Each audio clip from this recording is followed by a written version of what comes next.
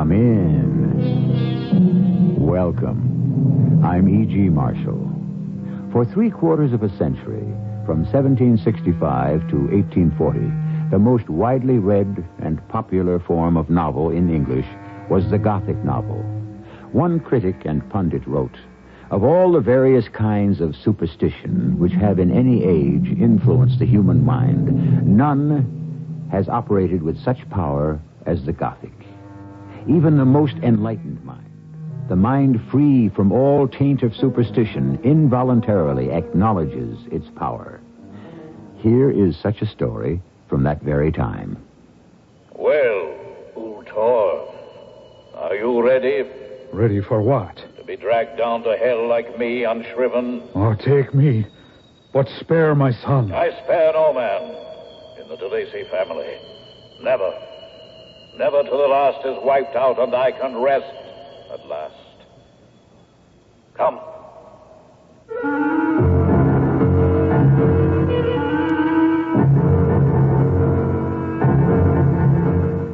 Our mystery drama, The Man with the Claret Mark, was especially adapted from the classic story of J.S. Le Fanu for the Mystery Theater by Ian Martin and stars Terry Keane. It is sponsored in part by True Value Hardware Stores. I'll be back shortly with Act One. Case number 37, The Strange Feeling. Vince Austin was an ordinary guy. I watched him drive up to the restaurant in a new 1979 Olds Cutlass salon. But today, something was different. As he walked in, he was somehow changed. How are you? Me, I'm as fit as a new derby. What's on your mind? I don't really know. I feel good. So what's wrong with that? Well, I just drove over here, and you won't believe it, but I think I feel good because of my new Cutlass salon. I looked at Vince. He was serious. Then I had an idea. Excuse me, I need to make a phone call. Instead, I hurried to the parking lot. There it was, the Olds Cutlass salon. Inside, plenty of leg and headroom. Outside, salon was lean and trim, and it had the available diesel V8. I could see it was a car full of good ideas. I rushed back inside. Vince, I'll confess, I didn't make a call, but I know what's happened to you. Yes? You've got that great Olds feeling. It's all because of that new Cutlass salon. You're right. How can I ever repay you? Well, you could drive me down to your Olds dealer so I could test drive an Olds myself. Discover that great Olds feeling. Take a test drive today.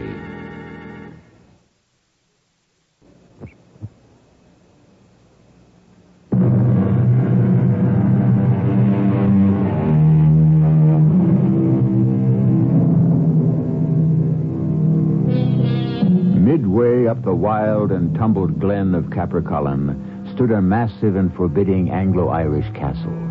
From the time of Henry VIII, it had belonged to a family named de Lacy, once English, but eventually naturalized Irishmen.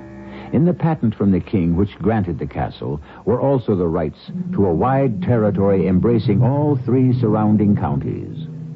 2 things brought the great and proud family of de Lacy to disaster: their part in Irish rebellions against the English, and a dread curse.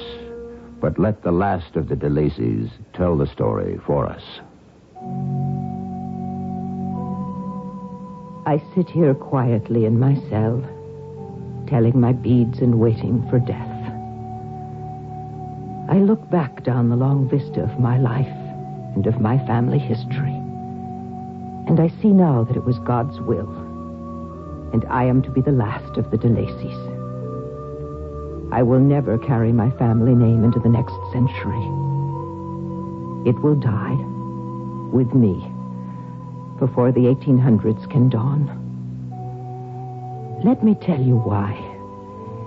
And I must go back to nearly the beginning of the century to do so.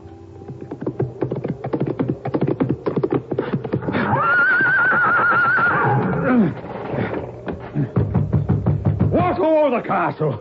Open up in heaven's name, Larry. Who's trying to knock the door from its hinges? Your master, you dim-witted rogue. Sir Ulter de Lacy. Who else, then? Oh, let me in. Or you gone over to the English, too? Sure, forgive me, my lord. I thought you were far off in the east, driving the English through Dublin and into the Irish Sea. I would I were. But our cause is in defeat, Larry. The back of the rebellion is broken. Unlike all true Irish who raised the colours, I'm running for me life. Oh, should I get the boy dressed to travel? And will you take me with you? Where should it be, my lord? To France again, then? I'll never make France. I've taken a sore wound. Any further travels I make will not be in this world, but the next. Oh, no. Sure, lean on me, my lord, and I'd get you to the bed and then fetch the doctor. The priest would be more to the matter. I'll fetch him too, sir. Is Brian abed yet? Well, of course, Lord. Sure, it's nigh midnight. Where else would a boy in of 12 be but in bed? I hope I don't have to wake him to say goodbye. This was my grandfather, and that boy of 12 was to be my father. I can relate these events only because they were to be told to me and my sister years later by that same manservant, Larry Sullivan, faithful to the DeLacy family for all of his long life. But I remember so well, the first time Larry told me of my grandfather's death. And I can still feel the chill run down my back. For the old man made it seem so real that ever after I felt as though I had actually been there at the strange and fearful passing away. Fill it up, Larry boy. Fill up the glass. Oh, yes, master, I would. But then, let me see to your wound. No, she's plugged well enough and bound fast. But perhaps I could ease your pain. Let the brandy see to that. And the doctor, if he gets here fast enough. What about the priest? Oh, he's sent for and warned to come post-haste. Well, he'd better... we have things to do. In my desk drawer are some keys. Get them. Yes, my lord. These keys, sir? Yes. When the second one on the ring. The silver inlay. Go to the armoire and open it. Yes, sir. Now, behind the right-hand door, on the shelf, a black japanned box, some 12 inches long. I see it. Bring it to me. And with it, a strong box that rests beside it. These are what you wanted. Yes. Put them down on the table, beside the bed. Now, listen. Listen to me close. For I have much to say, and I fear little time. The English will be after me sooner or later.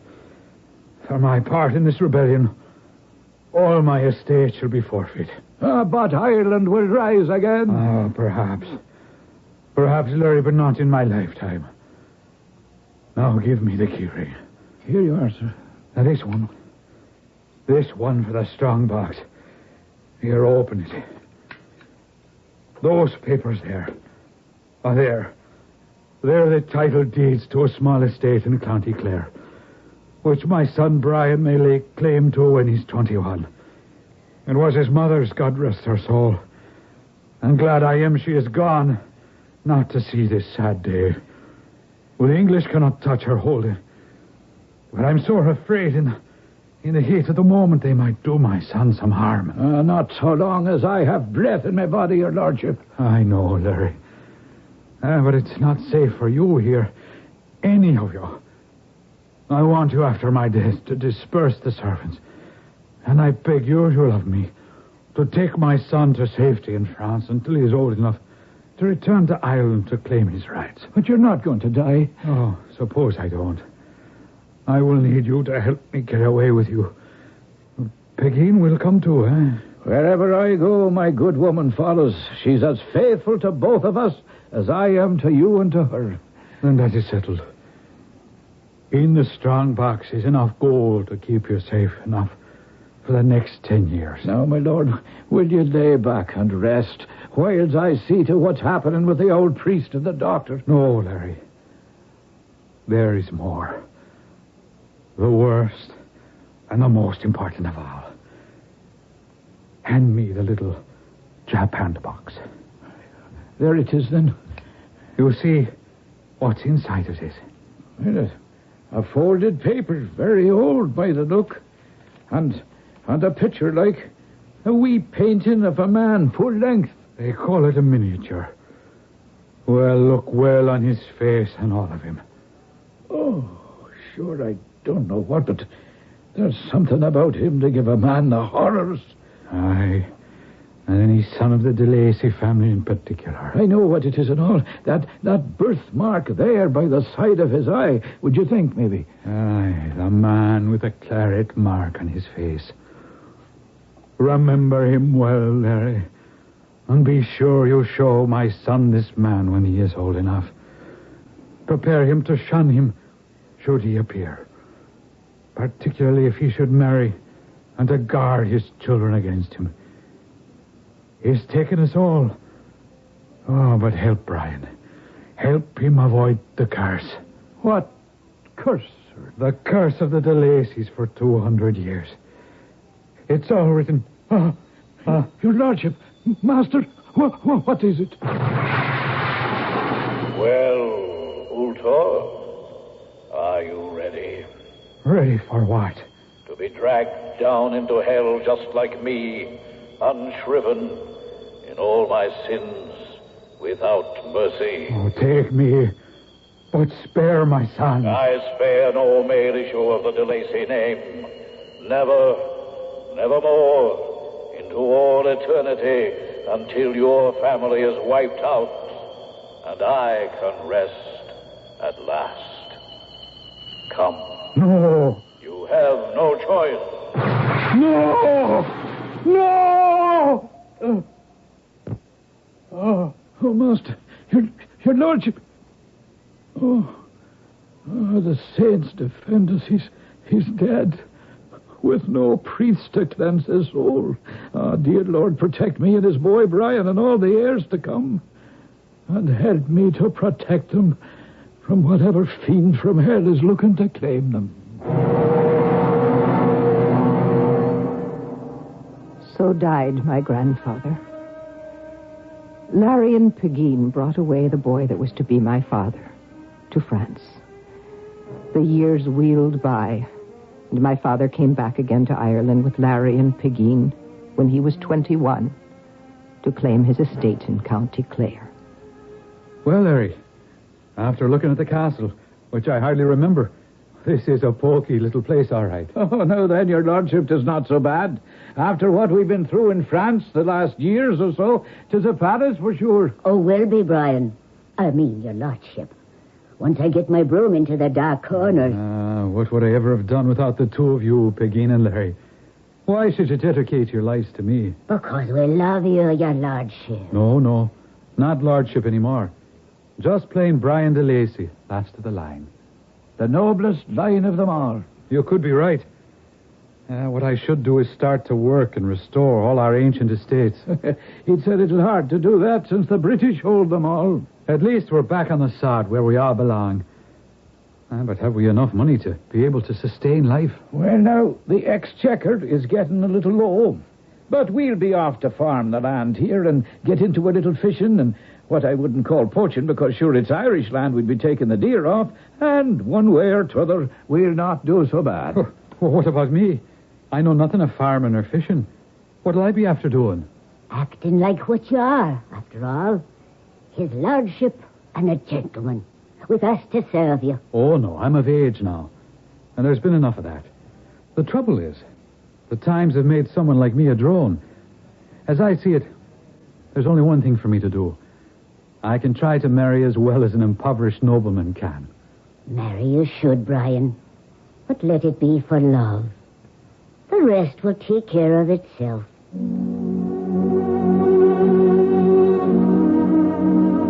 Let us say this one thing for my father.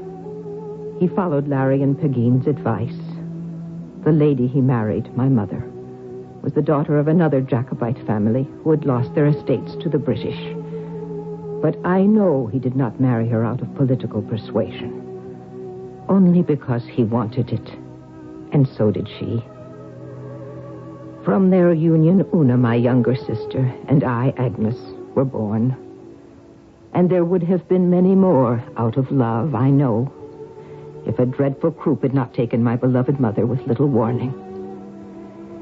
Then, another shadow I knew nothing of had been drawn over his marriage unwillingly by that faithful servant of the De Lacy family, Larry Sullivan. Yes, come. Larry, what keeps you up so late? You'll forgive me the liberty, Master DeLacy, if I speak to you frankly.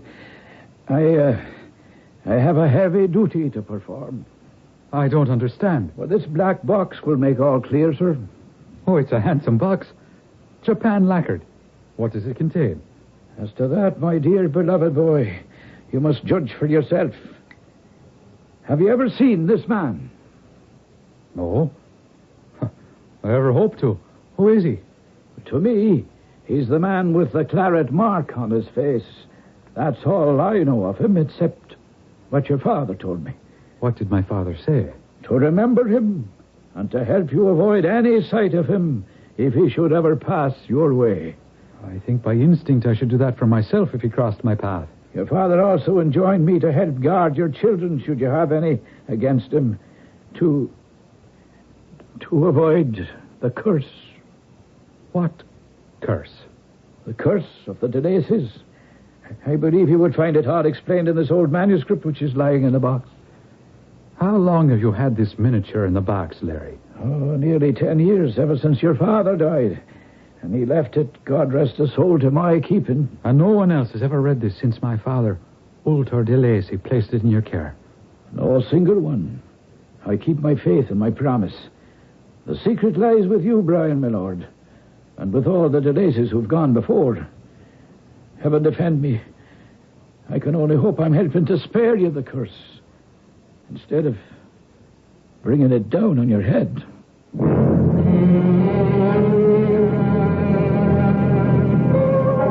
Who is the man with the claret-colored birthmark on his face? When did he live? How did he die? What does that mysterious black Japan lacquered box contain besides the miniature of the man?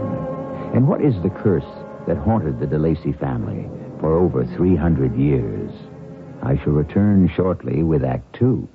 You ready? Ready. I'll say Goodyear. I'll say tires. Uh-oh. What? Well, whenever you say Goodyear, people think tires. Even though Goodyear does service on all kinds of cars. Somebody should tell people about that. Yeah, how? Carrier pigeons. Messy. We'll drop leaflets. Letters. Listen, why don't we just tell people to go to Goodyear for car service or repair? Goodyear for car service. Fortune cookies. Crummy. Get a front-end alignment and tire rotation for just $15.88 for most American cars except front-wheel drive. Price is slightly higher in California. Call your Goodyear service store today.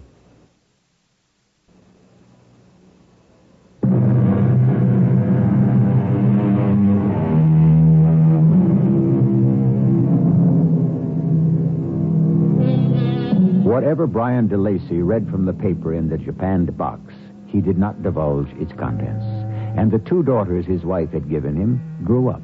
Agnes, dark-eyed and dark-haired, grave and sensible, designed for the convent. And Una, with large eyes, long and beautiful golden hair, and the infectious and mischievous laugh, whom her father hoped to mate as nobly as her high blood and splendid spirit seemed to promise. But for that, she needed a dowry, and that led Brian DeLacy to stake everything on a wild gamble in a cause close to his heart. I was 23, and Una was not yet 20 when the rebellion of 45 came. My father, Brian, romantically and daringly casting his lot on the lost cause, was one of the few Irishmen implicated treasonably. With warrants out against him once again, history was repeating itself as he returned in a mad, headlong rush of despair one night, much as his father had 30 years before. Oh, Brian, boy, what is it? Disaster, Larry.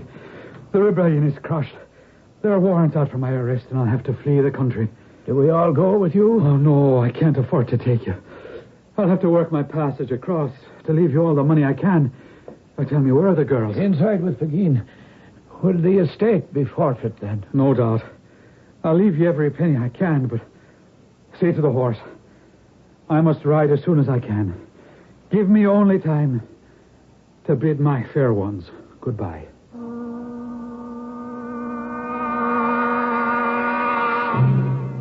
There are only so many events in one's life that are burned into the mind, etched so deeply that one can never forget the slightest incident, the most trifling expression of feeling or movement. That day, we had to bid our father what might be goodbye forever, was one of them. But with the help of our beloved Savior, we found a way to rescue something out of the disaster. It was dear old Larry who found the solution. I'm sure the estate will be confiscated, just as my father's was by the English. Where shall we live, Father?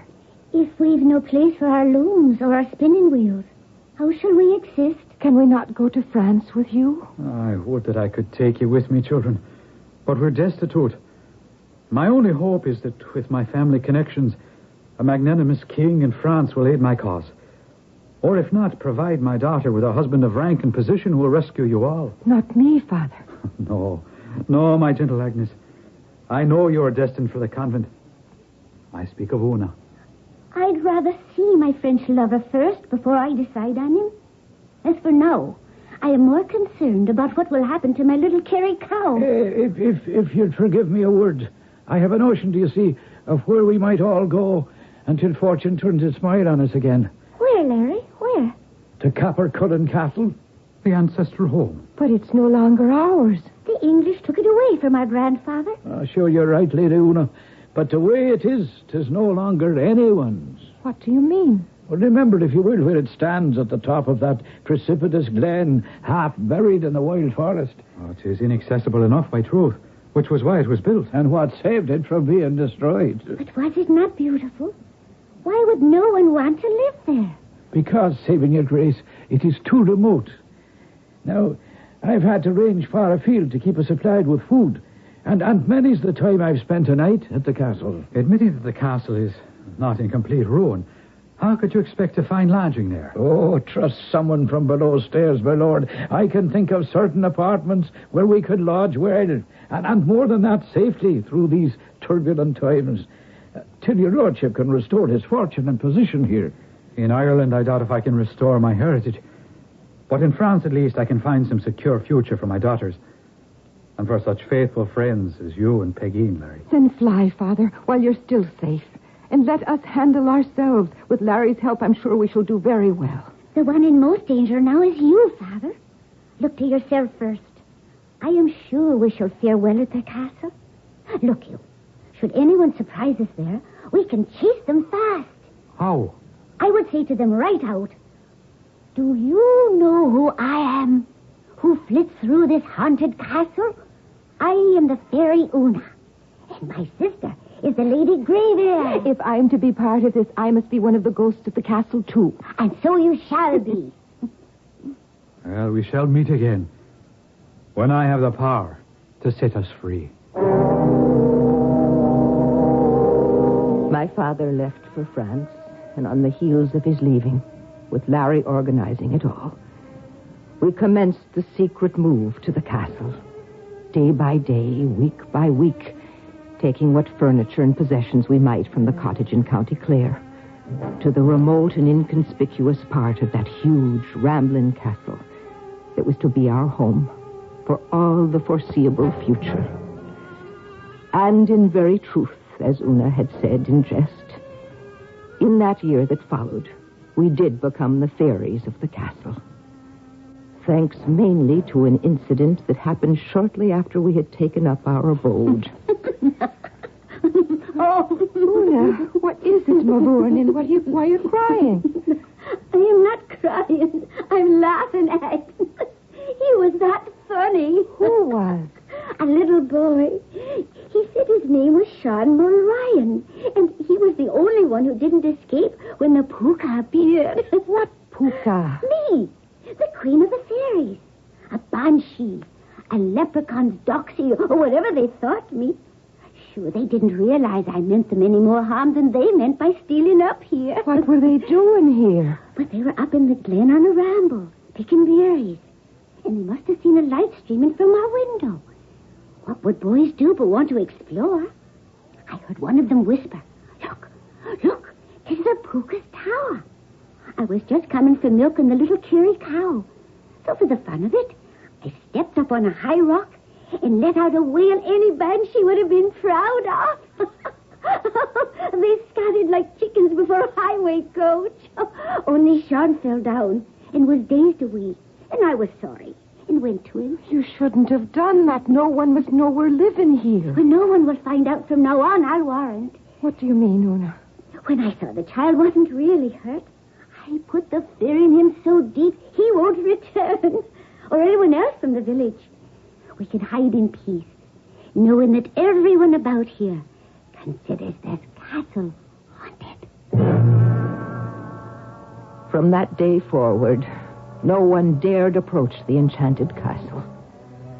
Whether we were considered half imagined and half real or totally unreal, Pegeen and Larry, my sister Una, and myself were left alone, avoided like the plague. But as the months passed, no matter how gay she kept her appearance, I could see that Una chafed for more, and I prayed for deliverance from our exile. Poor Una. She little knew how that would come. Larry, where are you, man? What is it at all, Peggy? Go get your gun. We'll hustle the young ladies into the hiding place. There's a stranger on horseback coming up the path to the castle. What kind of stranger? I don't know. A gentleman by the looks, with a long coat bundled against the cold, and a wide hat pulled low. Show me where. Here, come by this window by the door. See, yonder, coming round the briars. You're not going to shoot him. If I see a certain mark on his face, I'd drop him like a stone. What sort of mark? A Claret birthmark. What's got into you, Larry? You can't murder a man in cold blood. This one I can, if it's him at all. You'd only start up trouble for all of us. It's better that we hide. There'll be no hiding from this one. What are you talking about, man? That's not for you to know. But, besides, we have no worries. Open the door while I put away the gun, Peggy. You're going to let this man in? Why not? Now go tell the young ladies their father has come home. What a joyful reunion it was, and the dinner table rang with laughter and relief. For it seemed at last our life was to begin again, and under better circumstances than we could have hoped for.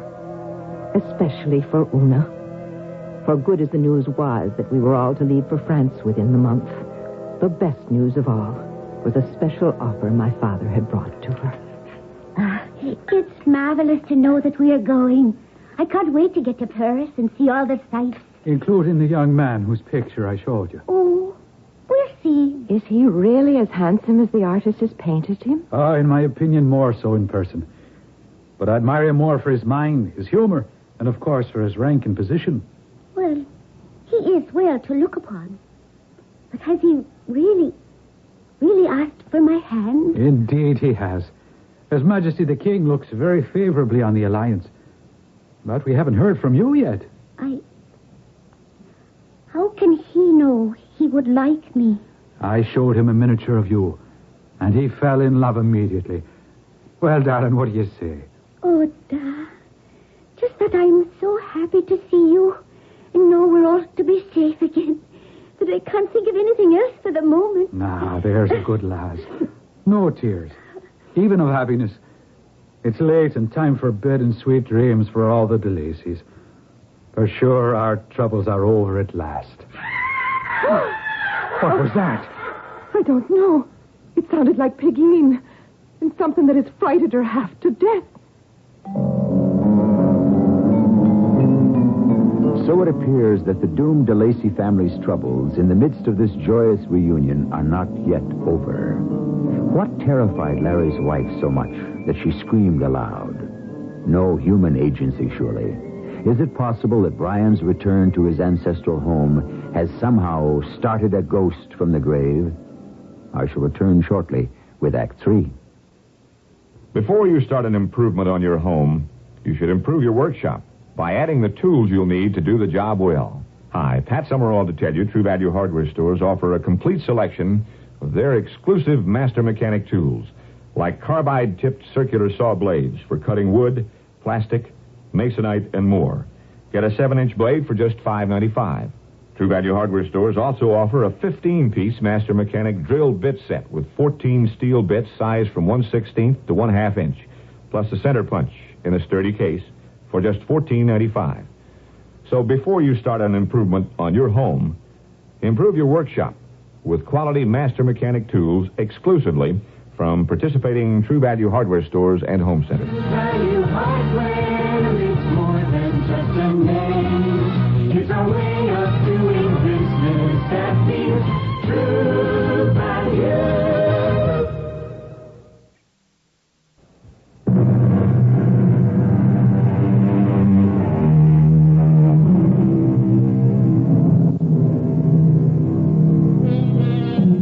In the midst of life, we are in the midst of death, the Book of Common Prayer informs us.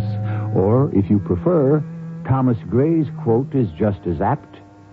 Sorrow never comes too late, and happiness too swiftly flies, which is the lot of all humankind, and especially at this moment of the DeLacy family. What specter rising from the past has temporarily scared poor Pegeen Sullivan so out of her wits that she can hardly get the words out to report to all of them what terrified her? Oh, sweet Mary, may she defend me, sir. But 'twas that devil himself. What devil, Pegeen? The one with the mark. I saw him by the light of the full moon, plain as plain. Tall and thin and ungainly as a stalk, with a Spanish cloak about him and faded old red stockings. Everything about him was long. His hair, his arms, his fingers, and his droopy nose. And the worst of all, on his sickly white face, a great purplish stain all alongside one eye. The man with the Claret mark. Well, how could you know about him? Larry told me. Larry, you didn't keep the faith. It wasn't like that, sir. Indeed it wasn't. It came out by chance, do you see, earlier on this evening, just at dusk, when you came back unexpected. Well, I think, Peg, maybe it was just a vision came to you. For certainly Larry and me hunted for him high and low without a sign. It might be that, sir. My old eyes are not what they were. I suppose I'm just a foolish old woman. I'll be away to set my little one's fears at rest. But she won't set our fears at rest, will she, Larry? Oh, I'll wager he's back to claim me. No, there's no reason to think that. Oh, every reason. You haven't read the curse. I have. I'm the last of the DeLacy line. So perhaps I can buy peace for my daughters. Let him take me if he must. Come, Larry. We must sit down and allow me to give you instructions on exactly what to do in the case of my death. Una and I had been reassured by Father that the strange specter Peg thought she had seen had just been an illusion.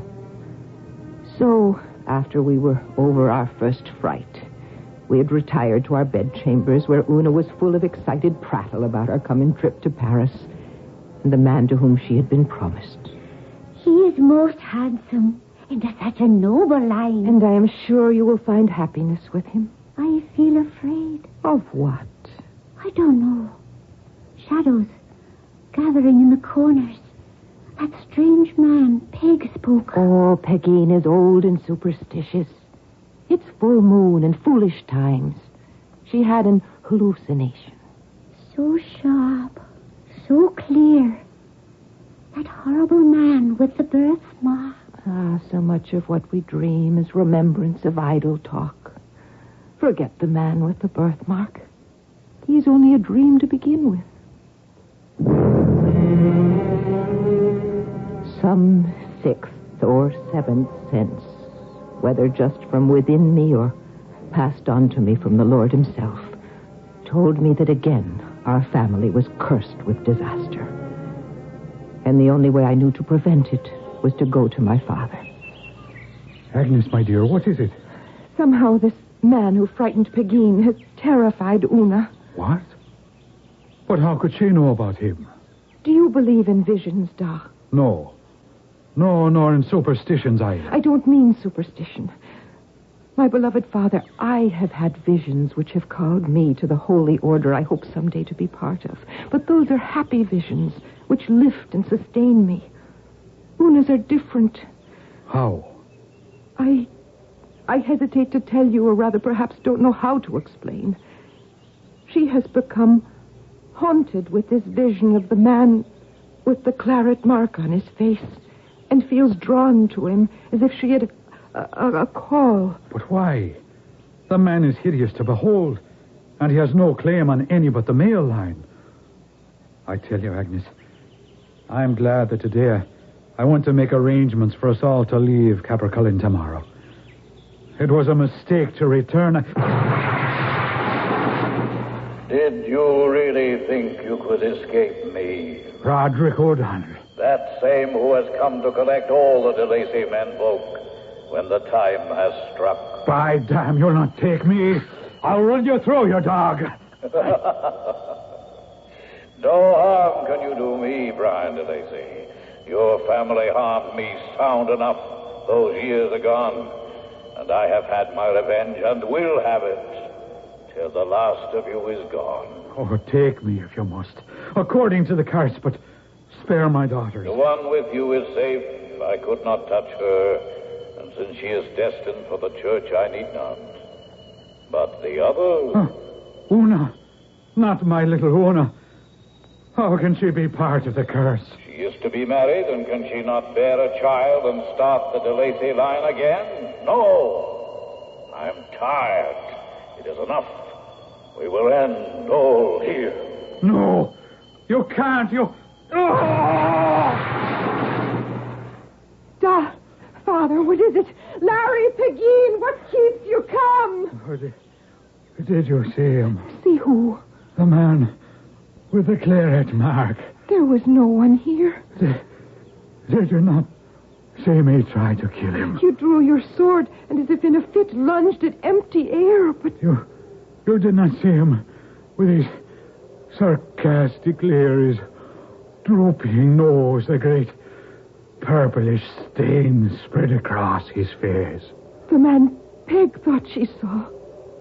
Who is he, Da? Too late to tell. Larry, ask him for the Japan box and...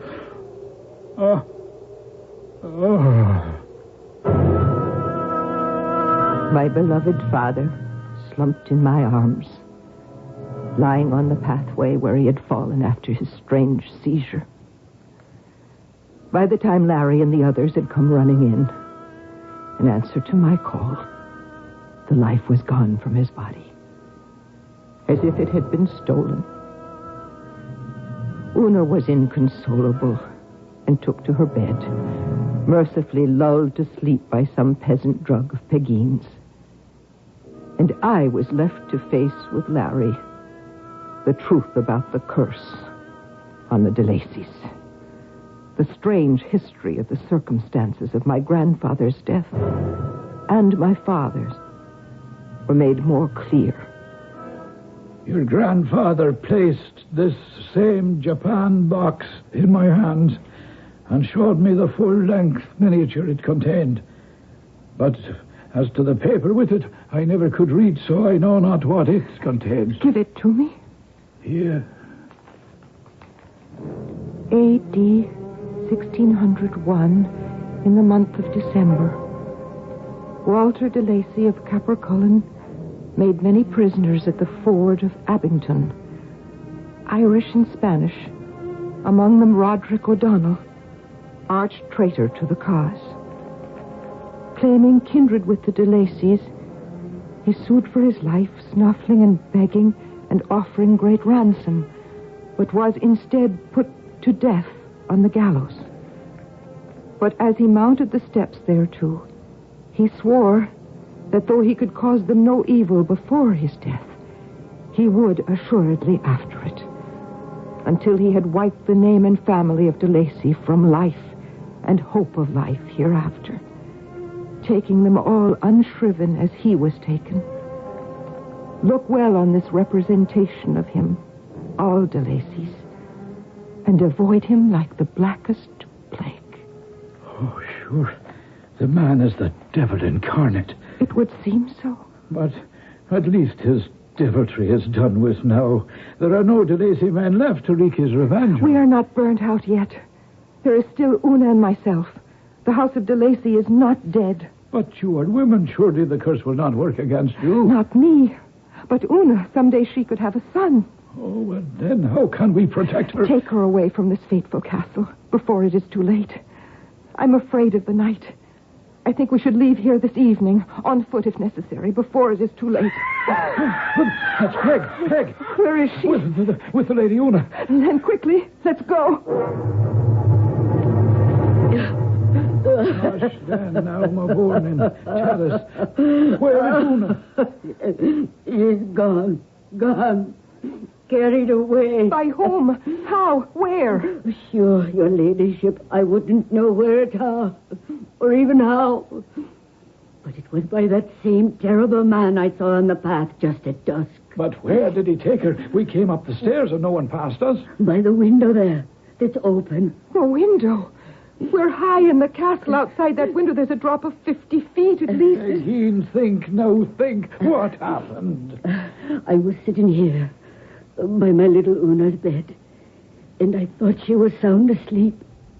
Maybe just for a moment I nodded off, but I came awake with a rush when the window blew in. All right, milady DeLacy, you're the last to go. Who are you? The man your family wronged. The man who swore revenge on all your line.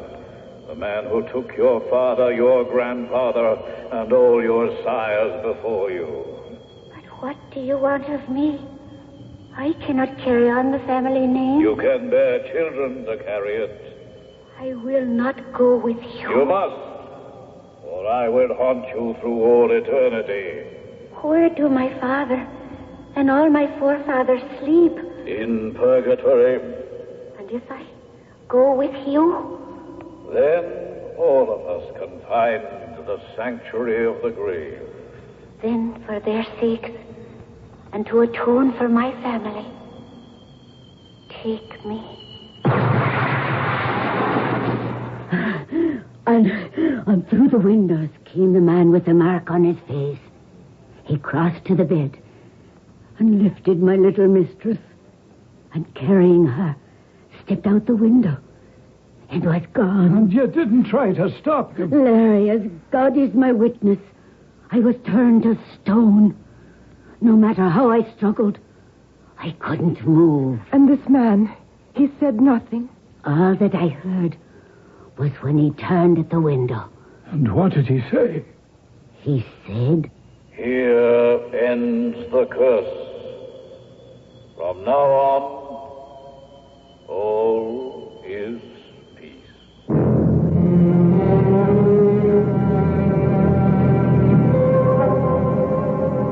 That was many years ago. I thank my good Lord I had the convent to heal the scars in my heart. I have prayed every day for my lost family, and I feel sure deep within me that heaven has welcomed them in. But for all my piety, I could say no prayer for the other. I am assured, though I hope I may never see him, that one of the denizens of hell at its deepest level must be the man with the claret mark.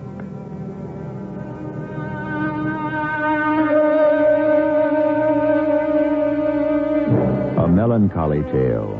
But then I must remind you once again that if you knock at my door and I open it to greet you, although you are welcome, I cannot always promise my story for you will be of happiness. I weave the fabric of the world with my tales, and the colors must be contrasting to make the fabric interesting. I shall be back shortly.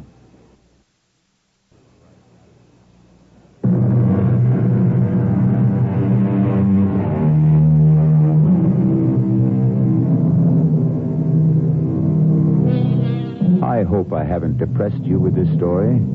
Please don't relate it to yourself. or have any superstitious fear that some dread curse may ever descend on you. That is, if your conscience is completely clear. Remember Proverbs 26, verse 2. As the bird by wandering, as the swallow by flying, so the curse, causeless, shall not come. Our cast included Terry Keane, Lloyd Batista, Evie Juster, and Ian Martin. The entire production was under the direction of Hyman Brown. And now, a preview of our next tale. It was his fault. He stepped in front of me. And now they've got a witness. That is all I need. Were you aware of a witness? Yes, I suppose. I received an impression of someone standing there. A man or a woman? It could have been either. I think it was a woman. Well, what do you want to do? What do I have to do? Well, a witness. What does the witness have? If the witness had the license plate, then we're in trouble. Paul, why didn't you stop? Everyone would have recognized me. Okay, but at least they'd say you're human like everybody else. Well, you had an accident like everybody else. It didn't have to be the end of the world. But Violet was in the car with me. This is E.G. Marshall inviting you to return to our Mystery Theater for another adventure in the macabre. Until next time, pleasant dreams.